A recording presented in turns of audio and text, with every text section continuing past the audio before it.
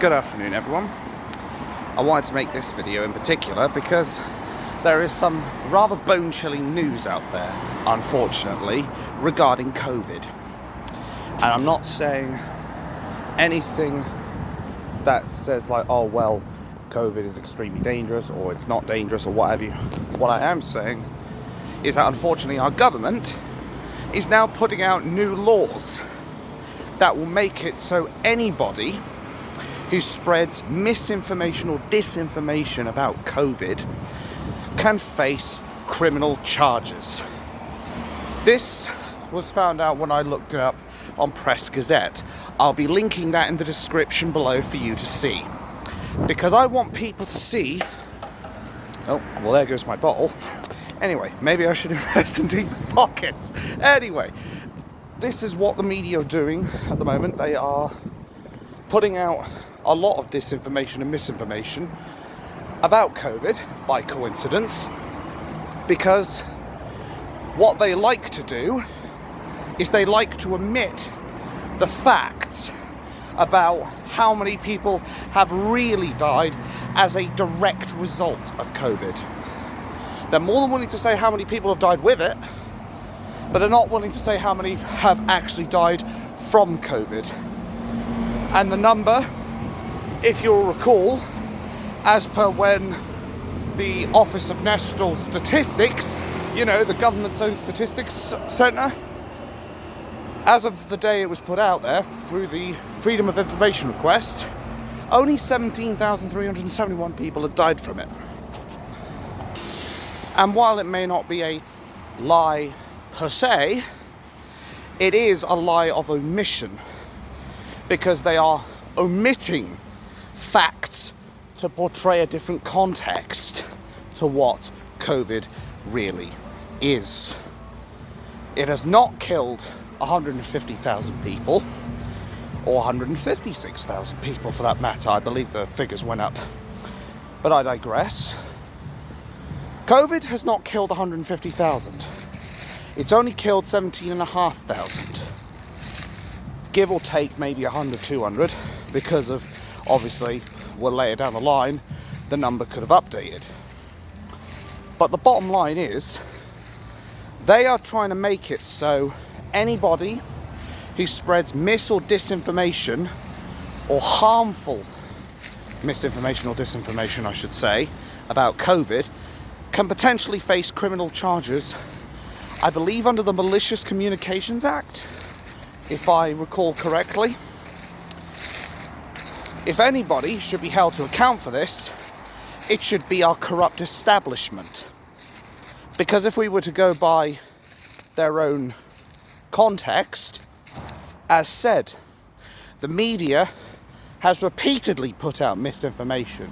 People like Dr. Hillary Jones, Hillary Jones, or maybe I got it right first time, and Lorraine, all saying things like 90% of people who are in intensive care are unvaccinated, but it was actually only 48%. Obviously this was back when they said it. But my point being, they've been spreading a lot more misinformation than people like me. And of course, YouTube have been very, very quick to slam me for medical misinformation. And this was even in spite of me using code. They were very, very quick to do that. Hell, there was a point where I was mentioning, I believe there was going to be like a protest or something related to COVID. And I believe I got a strike for that. Medical misinformation was what they put. When I asked them where the medical misinformation was, they did not reply. They did not allow me to appeal or basically bring the video back up. So I couldn't get it back because I wasn't backing it up at the time. But by coincidence, the strike had already gone on the very same day I was reporting stuff on it. And what is funny, as said, is that when you look back in the day, when I was thinking about this stuff, And if I had spoken about it, if I haven't already, then they would have removed my videos for misinformation back then, and a lot of people would be calling me a fucking conspiracy theorist. Yet here we are today. I was saying to everyone that they are looking to bring in COVID passports, COVID passes. And look where we were. Of course, they had to disband the idea. They had to get rid of the idea because otherwise it was going to look really bad on them. And that's also why they wanted to get rid of all the restrictions in general, because they knew full well people were getting pissed off. They knew full well that these things were going to harm businesses, cinemas, bowling alleys, restaurants, just to name a few. All this bullshit would have done was harm them. Furthermore, they actually tried to lie about saying that the lockdowns have actually done anything, when in actual reality they only affected infectivity rates by about 0.2%. And this is not me saying it, it's actual mainstream media. But you know what's the kicker in all this? Well, let me take a step back first, and then I will give it to you. When I say misinformation, disinformation, let's say for the sakes of argument, I put out a video that says COVID doesn't exist, COVID is not dangerous, blah, blah, blah. I would expect them to remove the video, and then I would expect to be charged criminally. That's if I were to actually say that, though. Of course, I know there was a pandemic, though I prefer to call it a scamdemic, because at this point that is pretty much what it is. Because it was really a governmental push to try and get everybody to have a vaccine. Now, let me be clear on this. I am not anti-vax. I am pro-choice. I've always said this. And that I am pro-choice for the people who want to have the vaccine or need the vaccine. However, it should be your personal choice. It should not be down to other people to lead your life. It should not be down to other people to tell you whether you stick a needle in your arm or your body, or I guess you're that kind of person, up your ass. But I digress. The point is, it's your choice. Just like whether or not it's your choice to wear a face nappy.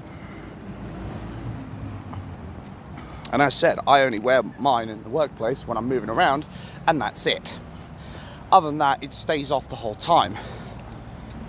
But of course, there were people during these lockdowns and during the mandatory stage of having to wear them, and I've actually covered this a considerable amount, where they wanted you to wear a face nappy on buses and in shops, which they had no legal or human right to do, because it goes against your human rights.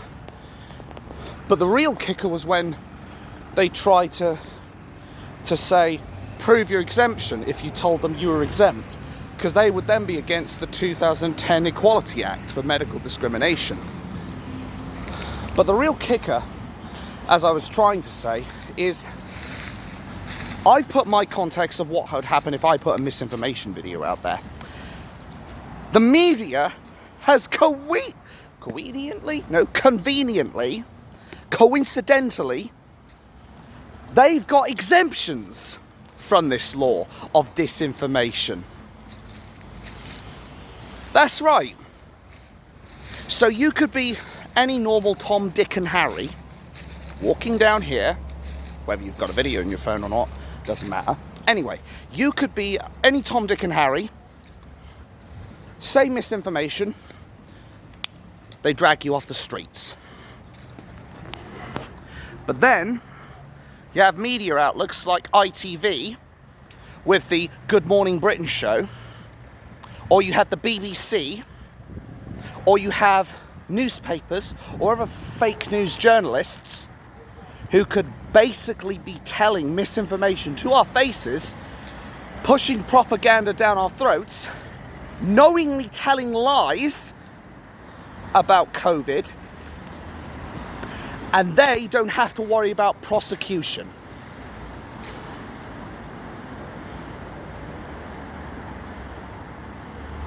Do you think this is acceptable?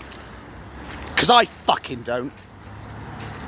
Everyone should be held to account the same way as everyone else. No person has greater power over them other than man himself. But of course now, we know our mainstream media outlets, they can all get away with spreading disinformation. They can all get away with spreading misinformation about COVID.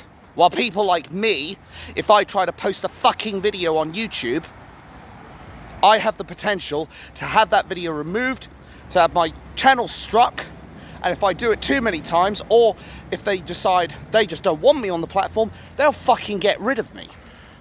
Yeah, these guys, as said, they can do it without even having to worry. There is no justice here. In fact, if anything, this just goes to show more how corrupt our media and our establishment are, where they're willing to tell lies about COVID. They're willing to admit the truth about COVID, about how many people have really died, or how effective the vaccines are versus those that are unvaxxed. The one thing the vaccines do is they do prevent people from getting seriously ill and potentially dying. They do not reduce infectivity. They do not give you the ability to go about your normal life and think, oh, well, I don't have to worry about COVID because I'm not going to get it. No. You will still get infected with it. And if we were to get really serious about this, there are people who have actually put out there a statistical figure that is going to scare people, that 0.27% fatality rate for Omicron. And yet, the Pfizer and the AstraZeneca, with 2 doses, have a 0.34 and either 0.33 or 0.35 fatality rate. That's right. The vaccines have had more of a fatality rate than that of Omicron. And this is not misinformation. But just in case YouTube decides to censor this, I will be backing the video up and I will be uploading it to Rumble. Or if you are watching it on Rumble, then fair play to you, because I'm doing this because YouTube thinks they can get away with censoring people like me and stopping people like me from basically telling the truth. And this is basically me giving YouTube a middle finger and telling them the truth will out. The truth will always out in the end. We just make sure it happens a little faster. You see, while the left-wing establishment, while the left-wing platforms like Twitter, Facebook, Instagram, Snapchat, TikTok, etc., while all those begin to flounder, you have platforms like Parler and Getter that are growing exponentially because they support free speech. They support people having an opinion other than the left-wing establishment's agenda. And they're not afraid to tell the fucking truth. The other thing I wanted to mention as well is all those poor sods who lost their jobs in care and the NHS. I think it was over like 50,000 people lost their jobs. All because they chose not to have a vaccine. The government was pushing a no jab, no job for all people in care, which unfortunately Austria is now having this in effect. If you don't have proof that you've had a jab, you'll get fined up to 600 euros. I'm not making this up. If I can find that article, I'll link it in the description below as well. Or if it's a video, I'll show you that instead. But Boris the con man, or the clown Johnson, whatever you want to call him, basically made it mandatory for for you, if you want to have a job in the NHS, you need to have a vaccine shot. And all this is in spite of the fact that there's categorical proof that the vaccines and the lockdowns haven't really done very much, as said, for the infectivity. Just take a look at Israel, who are on their 4th shots. Oh, don't worry, guys, it'll work on the 5th shot, and if that doesn't work, it'll be the 6th, 7th, 8th, 9th, 10th fucking shot. You get the idea. But back to the NHS, because they made it so they scrapped this mandate. The NHS mandate that it was no jab, no job. Though, to be fair, it looks like from what I've seen in alternate media that it might actually be coming back. But these mandates are basically there to push responsibility from the government onto businesses. And it's only enforceable if the businesses agree to those terms. But I asked Boris Johnson this question because he decided to scrap this policy. When are you going to refund those people?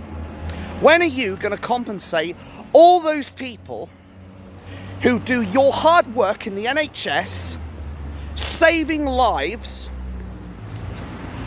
and hopefully trying to find a way to live through this pandemic / scamdemic? When are you going to compensate them for lost wages and the loss of their job? I wonder what would happen if you were in hospital. Do you think you would get help? Well, of course you would, because you're the fucking Prime Minister, and a lot of sheeple don't know any better. But I'm willing to bet the 50,000 people you fucking made lose their jobs would not be willing to help you out. I sure as hell wouldn't. At this point, if Boris Johnson was on fire, not that I'd wish it, but if Boris Johnson was on fire, I wouldn't even piss on him to put him out. I'd probably toast a marshmallow over him, quite frankly. Because he has been a complete and utter failure from the start. The only good thing he's done is ensure that Brexit happened. And now look what's happening to this country. It's being fed to the dogs. We have sheeple who walk the streets, who don't know any better because they don't do their research or don't look into it. And they're willing to have their liberties, their rights and their freedoms taken away that our founding fathers and forefathers fought 2 world wars for to give us.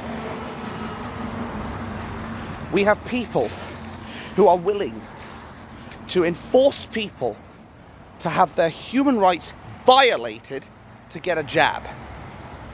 We have people who are willing to see hospital workers and care home workers sacked because they don't have a jab. We have people who are willing to lock the country down over Christmas in 2020. And then it turns out, or was it 21? I can't even remember now. Anyway, they locked us down over Christmas while Boris and his ilk and Keir Starmer and his ilk were having a fucking party while there was a funeral going on for the Queen's dead husband. I want to see those people compensated for their lost jobs and their lost wages. And they should sue them. And more importantly, Dr. John Campbell, an expert in his field, who has faced slander from the mainstream media when they say that basically, oh, he's telling porkies and that this many people didn't really die and all that stuff.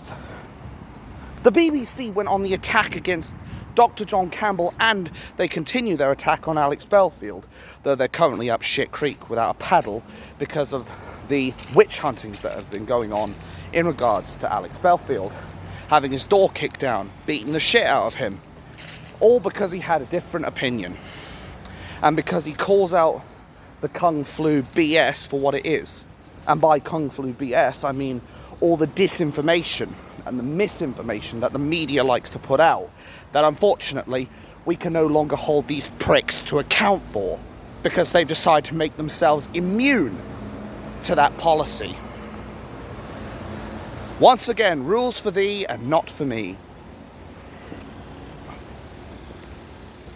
But I guarantee you, if they didn't have this immunity, we'd be seeing a lot of mainstream media people in court. We'd be seeing a lot of them getting criminally charged because they have committed more misinformation than I ever could, if I've ever done it. But here's the thing. If I make a mistake, I own up to it. The media will never admit accountability.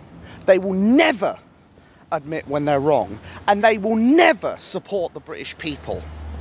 Because they're all in it together. The government, the politicians, the media outlets, and even the police. They're all in it together to screw you, the indigenous British person. And it's a shame.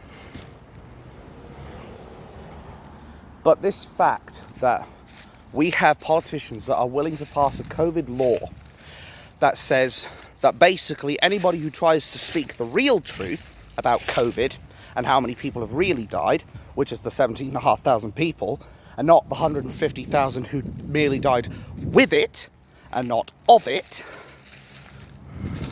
And then the media is conveniently exempt from this law that they now force upon us, the British people, should sicken anyone and should sicken everyone. Because surely now even some of the sheeple have got to see that something is fundamentally wrong when they have to make laws that only prosecute the British person who tells the truth and not the fake stream media. So what happens now? Well, I'll tell you one thing. Come what may, whether I get removed from YouTube or not is irrelevant. I will still be able to upload to Rumble. That's the thing.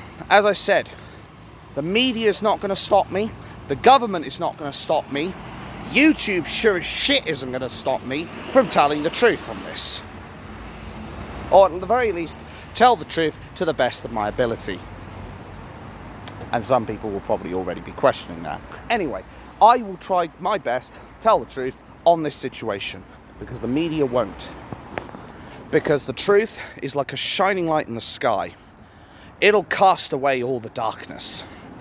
It'll remove the degenerate denizens that come crawling out of the rocks to try and tell us to shushy, to tell us that we have to obey everything the government says, that we have to conform to all the misinformation and disinformation they keep selling us. Not just about COVID, but other things as well. And remember, this building, which the ITV people are in now, is actually a Scandinavian, it's an Anglo-Saxon building, over 1,000 years old. There is no British flag on this. There is no English flag on this. However, on the plaque around the corner here, you can actually see the European Union's flag. That should be a clear indicator of who these people really support. As well as the BBC, who receive funding from the European Union and continue to receive funding from our corrupt establishment. But we will continue fighting. I sure as shit will, whether it's here or on Rumble. I will not be silenced. I will not be stopped. The truth will out. The light will come down. And it'll burn away the darkness that lies upon this country. My name's Beamer, also known as Abathorex, and I am, as always, very, very bad news for this crooked establishment, the fake news media that continues to lie to you, the corrupt police who use their two-tier policing to make sure left-wing organisations get a kid gloves approach, while people who are even remotely right-wing, or just centre of politics more than likely, get persecuted by our establishment. And most importantly, all those council members in Telford and the rape gangs in Telford that think that we are going to ignore what's going on. We are on to all of you. We will cast you out from the shadows. We will have our country back. It's not a matter of if, it's only a matter of when. Thank you for watching, and have a wonderful day. And of course, fuck the government.